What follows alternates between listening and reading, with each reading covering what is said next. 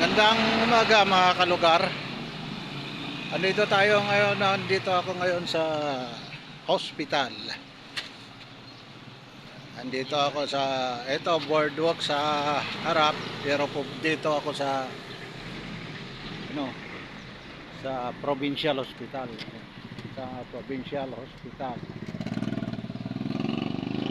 Dito yung asawa ko kagabi kasi tinakbo namin dahil sa mayroon siyang sakit ng tiyan simula kahapon. Ng mga madaling araw, tumawag kami ng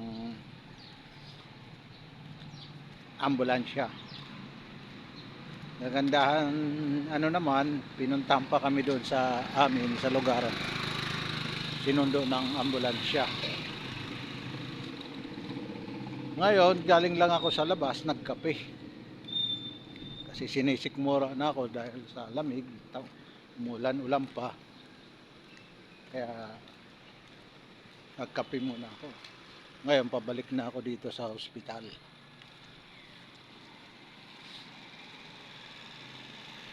Andito yung misis ko sa emergency. Dito muna pansamantala kasi inaalam ang ang nangyayari kung anong resulta kasi inaantayin namin yung laboratory result sa ngayon. Ito, mapapansin nyo, ito ang provincial hospital ng Borongan.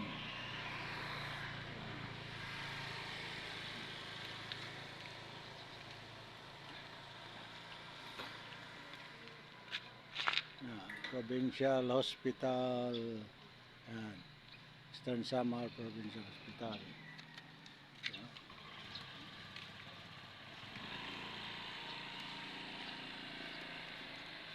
Ako para tingnan ko kung ano na nangyari kung lumabas na yung resulta ng kanyang laboratory. Yun lang inaantay namin mga kalugar.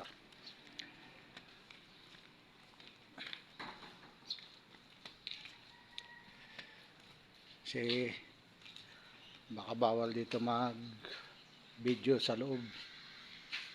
Hanggang dito lang tayo, hanggang sa ito emergency entrance, hanggang dito lang ako. Hanggang sa susunod na lang mga kalugar. Salamat.